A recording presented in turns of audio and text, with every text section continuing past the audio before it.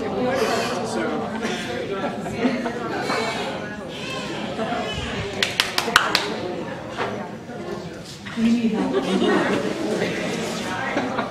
we're almost there. So we broke a little early, so we did not get a chance to recognize another sponsor of this conference. So I'd like to recognize Joyce Watham, the co-director of SIPR, the SOAS Center for Information Policy and Research. So if you wouldn't mind saying a few words, we'd like to thank you for sponsorship. Okay. I am sorry I was not able to be here this weekend, but as things piled up, it became obvious that something had to give, and unfortunately, it was this particular seminar. But I am extremely pleased that the Center for Information Policy and Research was able to participate in sponsoring this seminar again this time around. At the end of the month, come July 1, I will be stepping down from my position as co-director for the center. And I would just like to say that in the 4 years that I've been associated with SIPR, I have been incredibly impressed by the intention of the team at SIPR to bring practitioners and scholars together to address issues of common concern. And I can tell you that that's been a consistent theme that has persisted at SIPR. Not only the EIO conference, but the Thinking Critically conference, which produced a volume of critical bibliographic instruction. The Feminism in LIS conference this past year, which brought students, scholars, and academics together to look at the issue of feminism and LIS. The Wisconsin Library Association pre-conference that SIPR sponsored this past year, looking at intellectual freedom in public libraries, which brought board members and librarians and students and scholars all together. And SIPR has really committed to creating that kind of venue where that kind of cross-pollination can happen. And I've been very proud to have been able to have been part of that. And I want to thank you all for being willing to be part of that discourse yourselves. Thank you very much.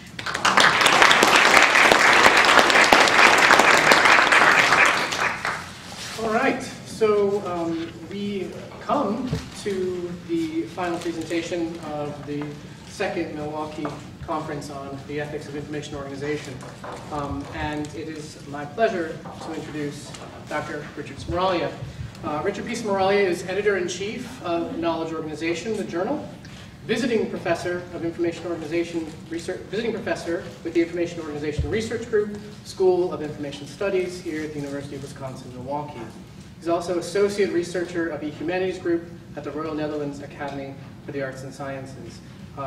He has been a wonderful colleague and mentor over the years, and it's a joy to work with him as reviews editor, for sure, where he sends me little emails like, will you read this? Will you read this one? I know I don't want to bother you, but will you read this one? And they're always the most pleasant, even though I'm sure he's buried under mountains of other works. So it's always been a joy to interact with him. Richard will be talking today about the ethics in information organization, visualizing extension, monitoring shifting intention. Dr. Smiraglia.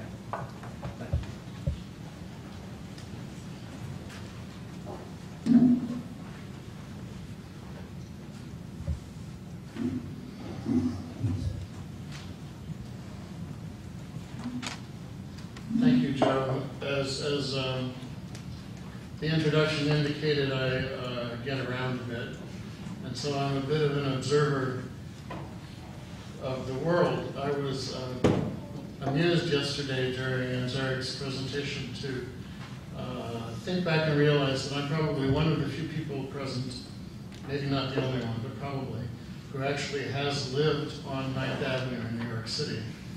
I lived at 175 9th Avenue for 3 years, and you might also know, if you know Lower Manhattan, but that's where I got my degree in theology, which sometimes is useful.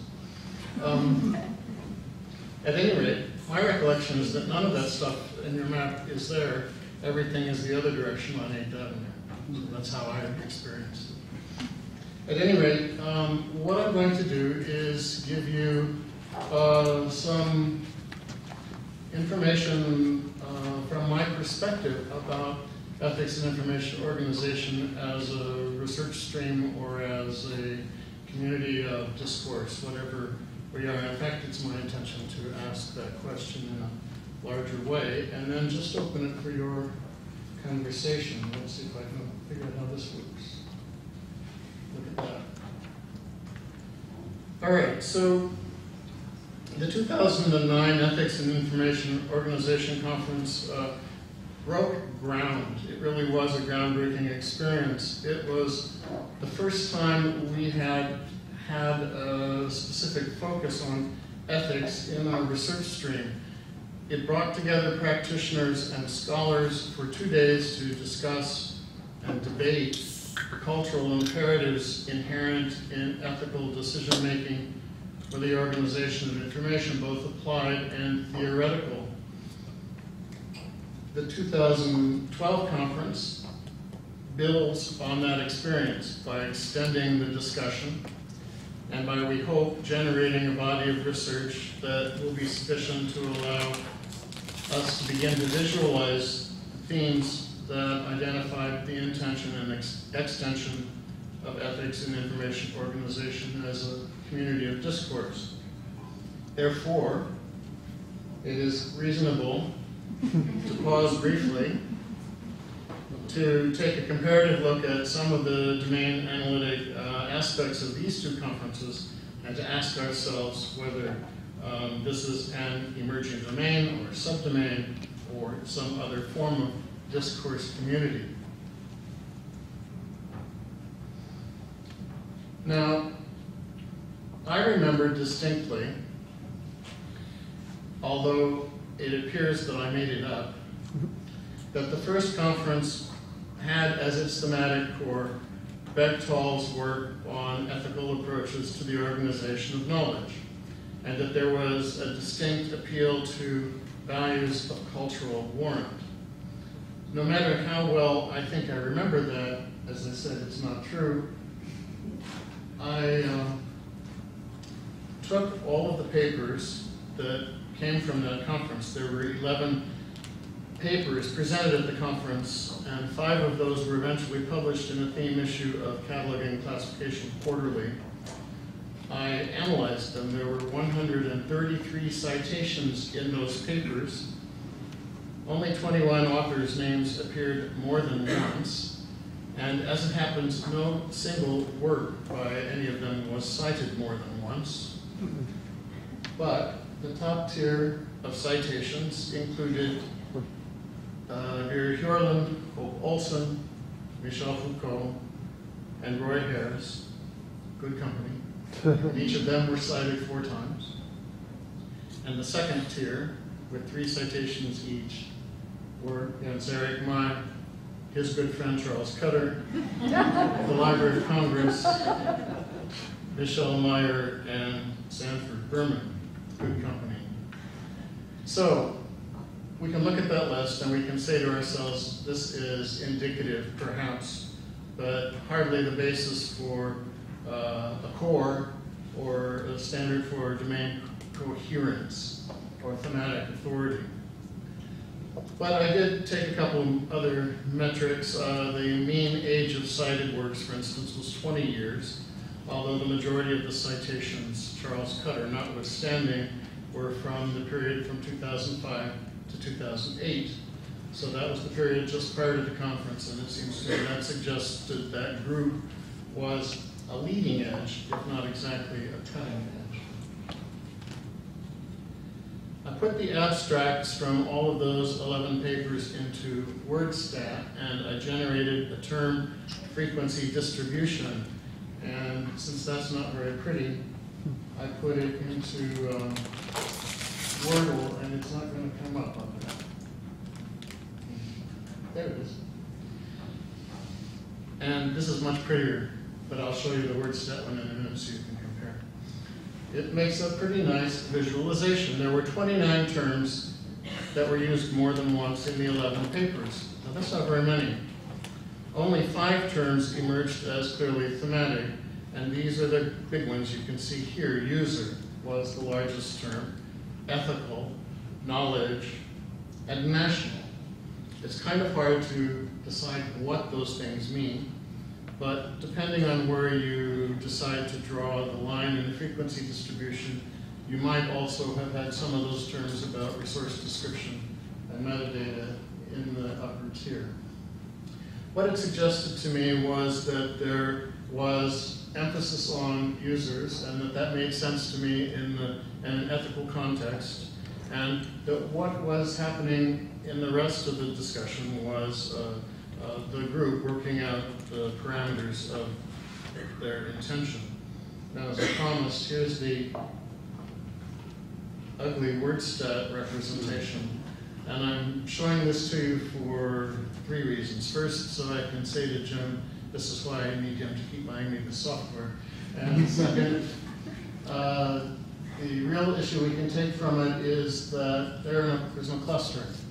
So what we can see is that the terms are all in the intention, but that there is no dramatic coming together or direction in the cluster at all. And I realized as I was putting these slides together that I had not saved the stress and R-squared values, which are the values that would have told me had this been a really good representation. So that means they probably were not.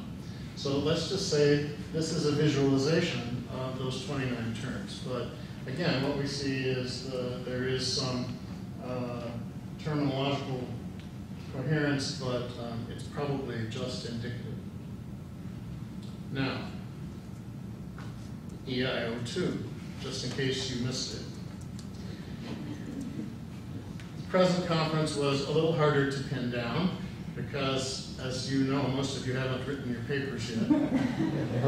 And so I had only brief abstracts to work with instead of published papers. But thanks to Jens Erik, who set the tone dynamically with his demand for just classification, we had an excellent launching point. And if I hadn't dislocated my knee, I would now do the little thing he was doing, dancing about. And because I thought that was really excellent visualization of epistemic stance and positioning. There seemed to be, although I haven't counted today, 16 presentations, of which 14 had some sort of citing apparatus. I gathered from these 129 citations. Now, when I say citing apparatus, some of you had references in their abstracts, and some of you had a little parenthetical thing that said, if this is accepted, I might cite so on and so forth. You know, it said like Bates and Bechtel and Cutter. And so if I had something like that, I put them all in my spreadsheet. And there were 129 citations. So curiously, that's about the same number as the first conference. But I suspect the finished papers, which this time will appear in a special issue of Knowledge Organization, will have more citations when they become real papers. All right, the frequency distribution showed that there were only 2 authors who were cited twice, and these authors were cited, honestly, sorry, the top group were cited 3 times apiece, and the second group twice each. And I suspect that these people were citing themselves, although I didn't go back to double check that. The mean age of citation was 10 years, which is roughly comparable, roughly, to before. The clear majority of the citations were from the past decade. So what does all that mean? We had a much shorter list of keywords. This time there were only 9 keywords that emerged from the frequency distribution, and I put them into Wordle, and you get a prettier picture. And you see ethical is at the top of the list this time, and user has sort of disappeared, but otherwise it's essentially the same list. Now, what am I taking from this? There was greater thematic diversity in the first conference, although, again, that might be the way the abstracts were written. There does seem to be some thematic coherence arising from continuity and depth across both of the conferences. So the main themes are ethical, knowledge, description, metadata representation, and access. And these seem to be roughly the same from both conferences. So from that, I can pose a tentative hypothesis that the extension of this community, whatever we decide to call it, is a sort of trajectory that incorporates ethics and the user. And the intention, which is variable, includes applied approaches to information organization, as well as various senses of cultural identity. And just for consistency's sake, here's the word stat plot. And again, there's very, very little coherence. Everybody's in the pool, but they're not swimming together. So I used Excel's donut function to put the two conferences together and to create just yet another visualization. And so the dark gray, which starts at the top at 12 o'clock and moves around towards 6 o'clock, shows those main themes. And you can see that there's somewhat more white space in the inner ring, which is the first conference. And that is because there were more terms in those abstracts. So it's just another way of looking at what I've already shown you. What it says to me is that there's diversity of thought, but unity of effort in establishing ethical standards for information organization. But we might want to hold out for printed proceedings before we come to any real conclusions. Because there are some very interesting words coming up that I've been typing away as you all were speaking. We had just, harm, fair, and telos. And when you start talking about teleology is when your theology degree comes in handy. These are all terms that have something to do with first things. We heard axiology and relationality. We heard counter-narrative, intellectual craft, marginalized, excluded. We heard a lot this time about sexualities. We had some new terminology for communities of practice and thought, for what that means in terms of mutual engagement and joint, shared, or participatory effort. And we had a lesson in intention and agency. So this list, I think, deepens the intention of our discourse. And so maybe what's happening with those wordles is that they are showing us the extension, and these terms are pointing to a shifting or evolving intention. So Jens Erik says that ethics and epistemology have to be taken together. That telos requires context, and that requires discourse. And that justice is the first virtue. These are all essential ontological questions about the intellectual space we occupy. These are, as I said a minute ago, in a sense, first questions. So I think our conversation begins here. Are we the leading edge of a domain? Or are we the purveyors of a highly specialized discourse? Or perhaps the question should be less, what are we, than what do we want to become? Yesterday, Hope Olson asked whether ethics should be in its own course or spread through the entire curriculum. And today, Melody and Austin opened by stating that ethics in information organization is often implicit or unarticulated. So I think we can ask ourselves this question: do we continue this discourse at some discrete interval, or do we inculcate ethical questions through the whole of the research agenda in the IO or KO community, or both? If so, how? Finally, what is the pathway to a just knowledge organization system? Is it the cacophony of multiple competing or conflicting domain ontologies? Is it possible we could ever get away from the tyranny of mutual exclusivity and hierarchy? Is it maybe the wormhole of moving through multiple dimensions or multiverses of knowledge by using integrating devices such as facets? Well, if I knew the answer, I'd be a rich man. But these are the challenges. This is where our conversation begins. And now, the other thing I remember, and I didn't make this up from the first conference, is that the most intense part was the discussion at the end. So I'd like to throw it open to whatever anyone would like to say or ask. Joe will help. Yes, I will help. Floor is open. We've got the background and synopsis from Richard. He's asking us some questions about what we should be doing with information organization ethics. And so, and like noses, we all have one. So there we go.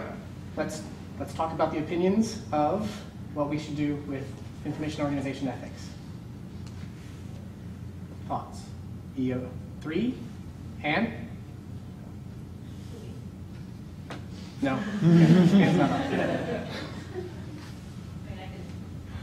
I think that, to the point that we said about it being, ethics being unarticulated is because it's so pervasive in what we do. The point of what we do, of making access is an ethical activity, I think.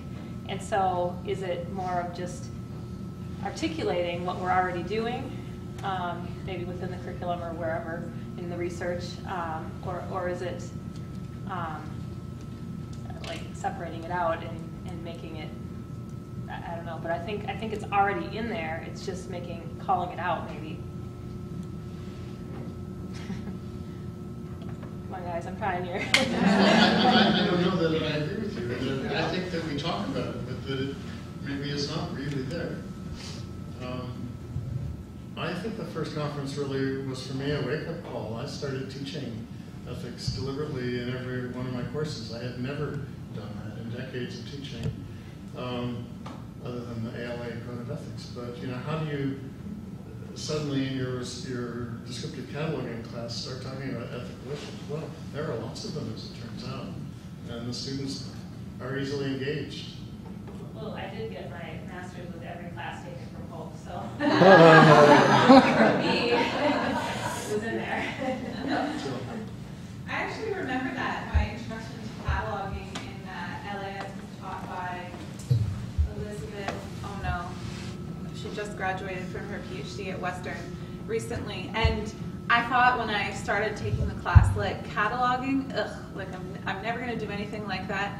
But she taught it in such a fabulous way, bringing out the ethics of it and really talking about, the technicality of cataloging, but also the violence that it can do and the violence that it has done over the history. And I thought that was a really engaging way to bring in people who aren't as technically inclined. So I think maybe if it was incorporated into more of the knowledge organization schemes, it could draw in different sorts of people. The ones who perhaps have a theoretical inclination and don't have as much of the technical inclination, which is perhaps what you found in class as well. Very much. I was struck when Jens was talking yesterday.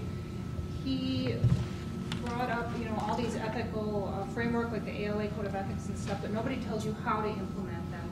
And coming out of the masters, I never had Hope, so I never had the not till this fall. You never had Hope. Yeah, I have Hope now.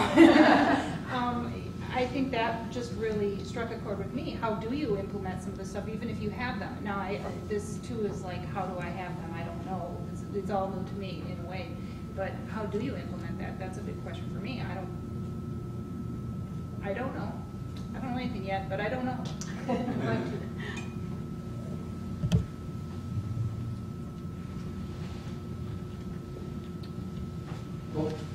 I think one of the things is, I think a lot of us teach ethics without calling it that.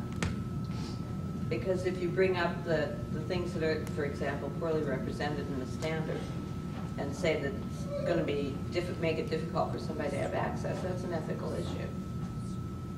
And I think there's probably more of it lying around than we notice.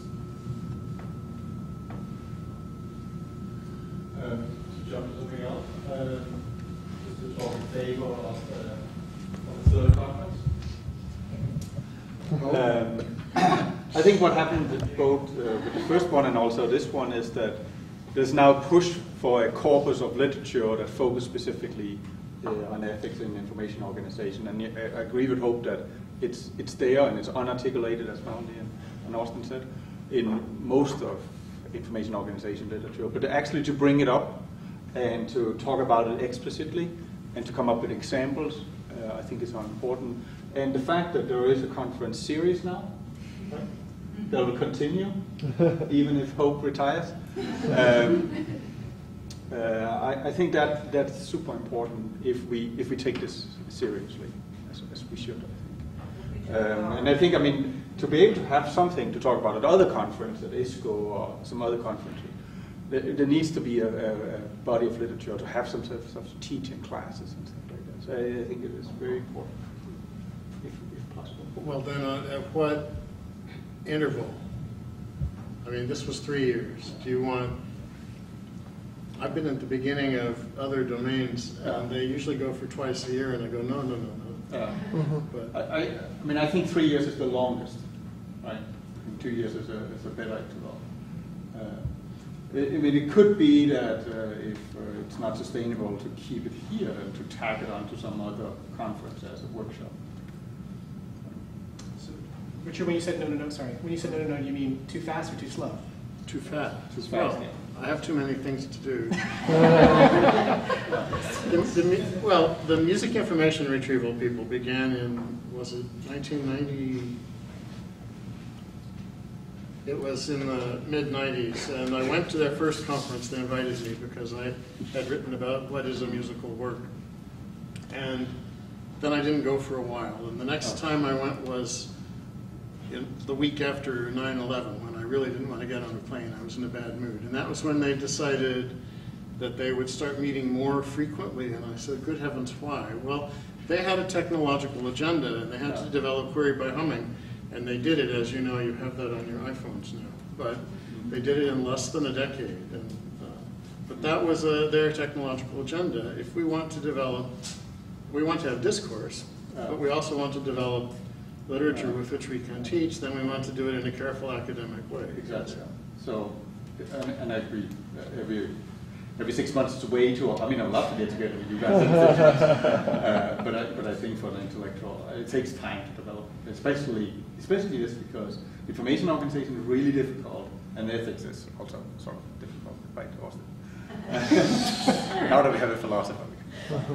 It's difficult, and merging the two is, I think, really, really difficult. And I mean, I think Melody and Austin's paper it shows that, right? Austin, you. Just a quick point. That phrase you used earlier, the tyranny of mutual exclusivity, very provocative to me as someone who teaches logic for a living. And I guess one thing that I'm interested in, and I'm still personally just trying to understand the feminist critique of logic, but no, I just mean I haven't studied it that long. I don't. Sorry. I mean, you're so illogical. But I guess one theme I'm interested in that may apply to a future conference would be looking at the ethical application of logic. Because thinking about, for example, categorical logic, that one categorical statement, no S or P, is only one kind of categorical statement. There are many others. And then when you're trying to define what S and P are, it's a long process before you put it in a statement and you make comparisons anyway. So it just seems like from my point of view, logic has, dare I say, some value. And I just wonder, how it might be applied ethically and specifically in this context. And I think that's something would be interesting to explore. And that's the reason I think that this is such an important thing to have the intersection of these two concerns, ethics and information organization, because it's only in that space and only over developing a common vocabulary that we're going to be able to understand what the issues are at stake in both the theoretical and implied aspects of knowledge organization systems when we're dealing with those logical assumptions or not logical assumptions or critical theory assumptions, whatever they happen to be, neo-pragmatic assumptions, whatever they happen to be. And we need to develop that. I sort of felt that we were starting a little bit of that here, right? It felt like it was starting to bubble up. But I do think we need to pay close attention to the vocabulary so that we can really identify what we need and, as a consequence, identify what we know and what we don't yet know so that we can ask those questions next time. I would say, preview of my speech in India. There are two sort of methodological streams in knowledge organization, and by far the larger one is the one I call humanistic, and these are the critical theory people, and most of my colleagues in the room work in that dimension. And then there are about 4 of us who are empirical scientists, and we count things and tell you how they fall into boxes or don't. And in general, what we've begun to discover is that they don't fall into boxes, that they aren't mutually exclusive categories. Instead, what we have are attributes, and the multiple attributes are applicable in various circumstances. So we don't have taxonomy so much as we have typology. And so that's an interesting set of research that's, I don't know, it's sort of like an arc we've just started up the arc, but we have a long way to go. Oh. It's time to get back to the logic for a moment. I think what we use in our classifications in particular is not a very sophisticated form of logic, and even of traditional logic, and we haven't ventured beyond that. So that might be another direction we might want to look for different structures. More forgiving ones, maybe. I'm here as a practitioner, and I just want to say a couple of things. I love the idea of infusing the curriculum with ethics. I think that's a great idea, but I think that conferences like this are really important, and I think it's important to establish that we are establishing a literature of the ethics of information organization. That's going to help people like me, graduated 15 years ago. So I just want to say I appreciate this, and I hope the conferences continue. In tandem to that, I also think that one of the things about ethics is, whose voices are included. And I think one of the great things about this conference is that it attempted to bring in the practitioners as well as the academics. And I think that that would be a very important future direction for this conference to take, and also for these discussion periods to involve kind of the practitioners as well as the academics, because the thinking of it is very different than how it's implemented, and I think those are very important tensions that need to be addressed. My favorite part from the last one, I still every 511 is our basic introduction to the information organization course. And in every one of these, I get into this conversation with them when I point out that sometimes not doing something in your library is costing other libraries money, and that that's unethical. And in particular, not contributing to OCLC if you could, or not enhancing a record if you could, is costing everybody else money because everybody else has to fix it locally. And those are kinds of picayune but very important practitioner questions. I mean, I thought Tina did a great job of giving us a lot to think about yesterday as well. I mean, at a meta level, we were chatting a little earlier, and I was saying, there are always these consultants going off half-brained, editing myself, but they're, I mean, where's that coming from? There are sensible and ethical ways to reimagine librarianship. We've heard about several of them at this these last 2 days, so that things work better. But, you know, what more can we, I'm also interested in how we can integrate that conversation into the theoretical conversation. Well, one, I think this is probably a minor issue, but it's something that I've had to think about a bit. And when you're, I mean, even as a practitioner, I'm extremely critical of LCSH and LCC, obviously. I mean, who wouldn't be? But something that in a context like this that I don't really have to think about, but that in my, at my institution and in other contexts I definitely do, is not framing that critical discussion in a way that gives ammunition to the people who would just rather do away with those tools entirely. And so I guess that's partly a question. Like, I don't know to what degree people who are not practitioners and are, you know, in a purely scholarly realm, is that something that you think about or that you ever see repercussions from?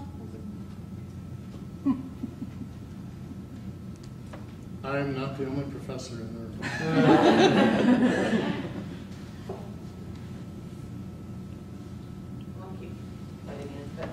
I mean, I certainly think about that because maybe it's because I was a practitioner for a very long time before I did this, but I think it's really important when we're looking even at the less applied courses like the introductory one to keep in mind, I mean, are we trying to pitch this out or are we trying to fix it? And sometimes it looks so bad that you think it's unfixable, especially if you're looking at the structure, and that makes it, I think, more challenging to look at things like the structure. Because if you don't like the structure, you can't really fix it. So I think there are, you know, things to weigh there. But I've never come up with a solution or an answer to that question. I just go back and forth. In my class, I'm very concerned with people who want to work at information organization in any capacity, whether it's within a library or not, to be able to justify what the value is that they bring to the table. And so I'm constantly asking my students, you know, once we get through, halfway through what we call 530, which is the foundations course, we only have 10 weeks to do it. It's the only required information organization class, although we have a suite of electives at University of Washington, which I'm very proud of, is to convince them that they're going to be decision makers, and they're going to be able to tell decision makers further up the tree why their work is adding value, right? And so I try to give them all the reasons why designing out a system that has some form of control vocabulary is a better way to do something, right? So I try to give them an articulation that they can give to someone else. And then once they begin to practice, they see the nuances of the whole thing. Because I'm always constantly telling them, you know, you're spending someone else's money on this. It's never your money. So you have to justify why you're doing the kind of labor that you're doing. And so how can we think constructively about that labor and about those interventions that you're making? And that's what I get to do in 10 weeks. And then they're on their own, right, to make their own decisions after that as to whether they think it's important or not. And you know, always there is a resource. But that's the best I can do for a required course. I guess somewhat related, I guess two of the streams of discussion that I've noticed during this conference has been this sort of notion of harm and care, and sort of one perspective seems to be really concerned with the sort of harm of, I guess, questions of representation, and sort of, you know, the kind of harm that can occur from those kinds of representations or classification, organization. And then, of course, it seems professionally also self-care and self-harm, right? And as it relates to in justifying these kinds of approaches. So, I don't know, I was just thinking that these seem to be kind of two avenues that the discussions seem to take. So, I don't know if there is a way to sort of bring those kind of issues together or think about that, but that's just more of an observation.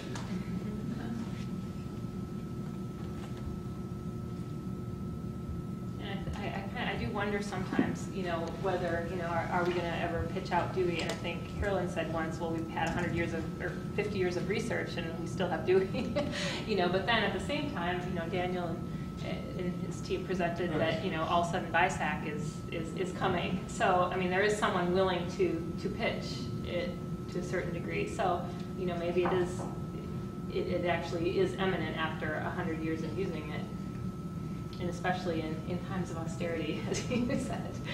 Well, and this is something that we need more research on too, because there are public libraries in the Lower Mainland that don't use any classification scheme, right? So in BC, so there's a public library that doesn't want to deal with that. At the same time, when I was there was a library that worked off of 3 different editions of Dewey, because the head of technical services didn't like certain changes to the scheme. So all of the desks had 3 different editions of Dewey that catalogers and staff had to work from.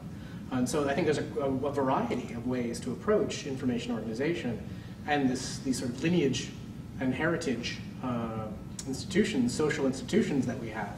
And I think that'd be interesting to get some sort of demographics or statistics on that.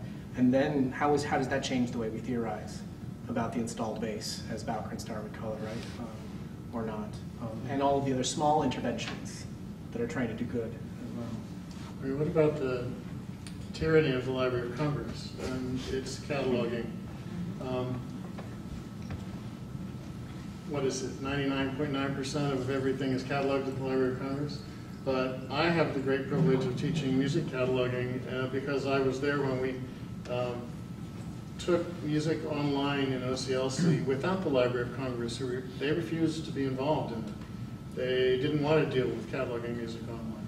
And so for the first 5 years of online music cataloging, it was the guys at Indiana and the guys at Illinois and the ladies at Eastman School of Music in Rochester, and we were on the phone every day with each other. What do you do with this field?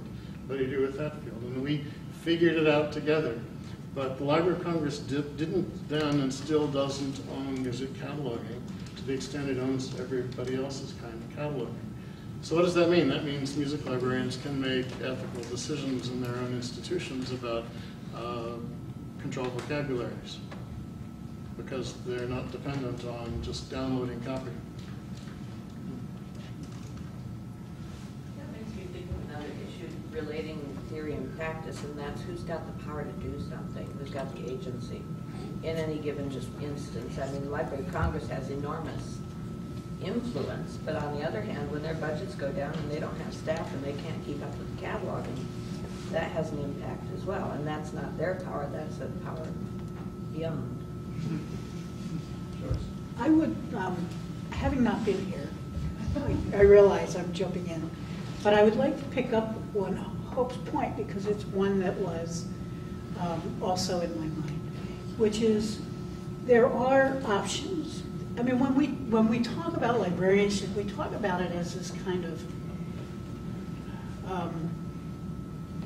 whole, and that everyone is working in the same venue. Everybody agrees that this is how we do things, and yet we know that there are libraries that don't catalog. They are small. They tend to be the small libraries, but there are libraries that don't catalog. There are libraries that use 690 tags, you know, to create their own subject headings. And instead of trying to figure out how we get everybody to hide to the same strategies, how do we talk about empowering people to develop the best strategies for their communities? And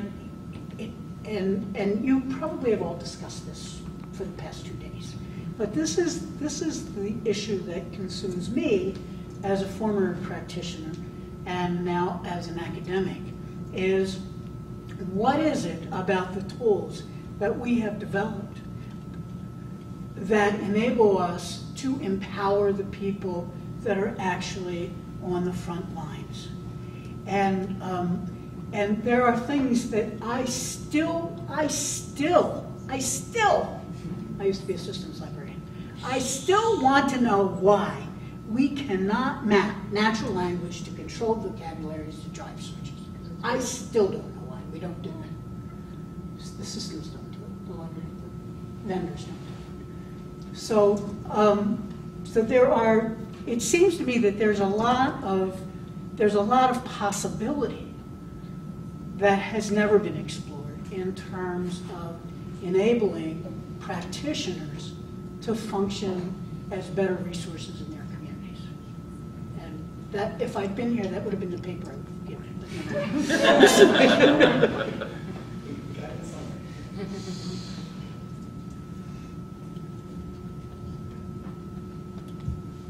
I think that last point is really interesting to consider in terms of, I'm sorry, I forget your name, your paper, about the folksonomies versus the cataloging as a craft.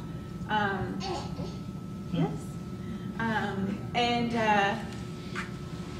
I wonder, for example, about the invention of Web 2.0. A lot of the work goes behind the scenes into creating the technology that makes it easy for users to use it on the ground. So then that was my question, you know, is there a lot of skill involved in using these technologies? Because a lot of the skill is behind the scene.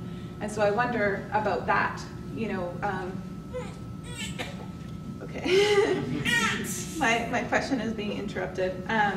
About if we're going to make, or how we're going to support people on the front line, what is the relationship between, you know, where the skill is involved in the displacement of skill, the moving of skill. And I don't necessarily think that I want to take away the skill from cataloging, because I mean, that's an incredible craft, and I think there's a lot of use from it. So it's important to think about those nuances.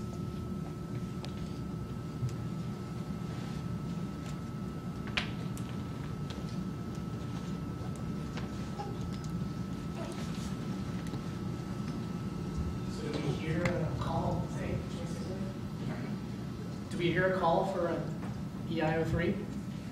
Yes. Yeah. Okay. Hope says she's not going to do it, so that means somebody else has to come forward. Toronto would be lovely. Toronto. It's a hub city. Torontoians. It's a nice hub city. Okay. Well, good. It's good to know. Now, what about the taxonomy of harm? Who's going to do that? That's what I want to know. We started it a little bit, like the effect on the users of different ethical stances, so. It's a political wiki.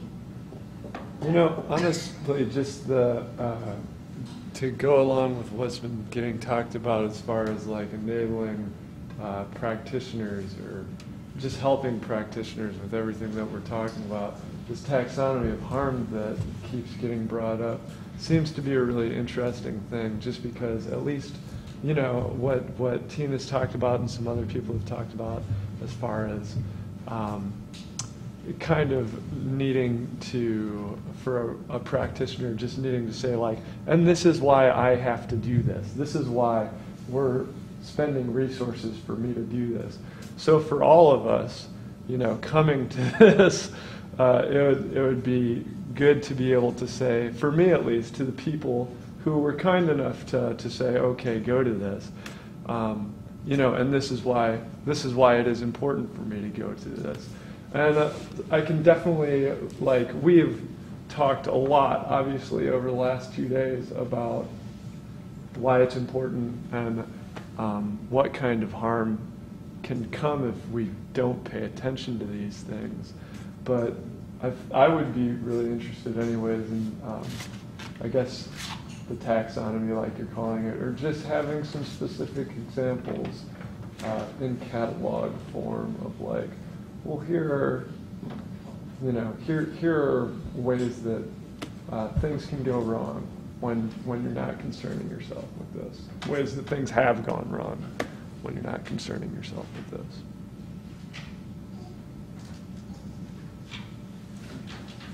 Yeah, I would like to think that ethics in information organization is all about, it's also about raising consciousness. This is something we have talked many times when we talk about critical theories like feminism. Are we making women happy when we raise their conscience? Or maybe they were happier being, or we are all... No, don't go there. Don't go there. Don't go there. Okay. But in some way, I think in this talk, what we are doing is raising the conscience of, sometimes we need to learn to disorganize in order to be, let's say, not disorganized to organize in a more ethical way, let's say, and that's not effective from a practical point of view. Yes. So libraries don't like disorganization. We as academics, sometimes we know that organization is not in a universal point of view is not possible. So we tend to discuss this organization, and it's okay, but these agencies like ALA, they will never accept it. So then we have to talk about practitioners, instances of librarians who are fighting these rules, fighting these standards, and are trying to do their best. But in some way, I mean, we are disorganizing what these agencies are prescribing. So there is like a gap. There is like a gap because I would like to ask you, I mean, personally, what kind of organization are you following at home to organize your books? Probably you're not following a standard. Probably you adopted a standard. Could you interoperate between colleagues? As an example, we are professionals. So that's a sign of proof of what we are doing here, I think.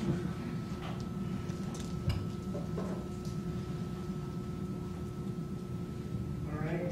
So, Taxonomy of Harm, headed by Melody.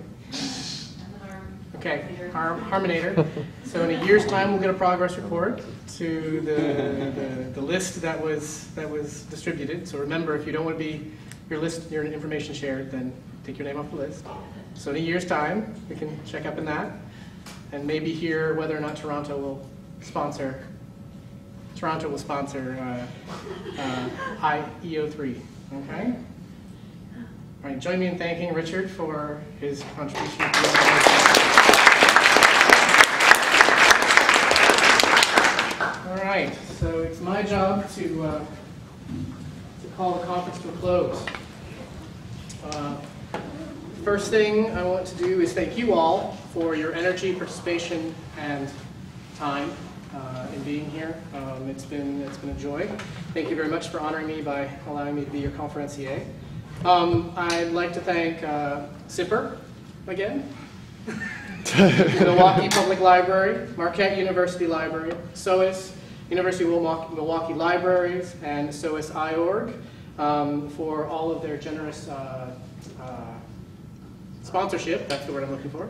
Sponsorship. I'd like to thank Laura Meyer and her staff, and I'd like to thank Jill McTavish for doing the installation. It was delightful to see that as an added color to the conference, and to thank all of the speakers for their energy and sharing what they're thinking on this issue.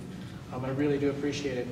And finally, we'd like to thank Hope for being the conference chair and organizing all of this. We'd like to present you with a bouquet of flowers in order to.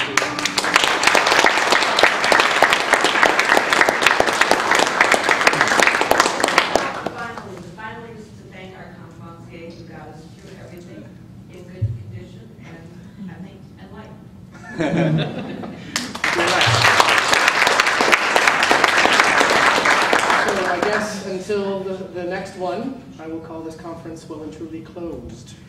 We'll see you all when we see you. Thank you very much.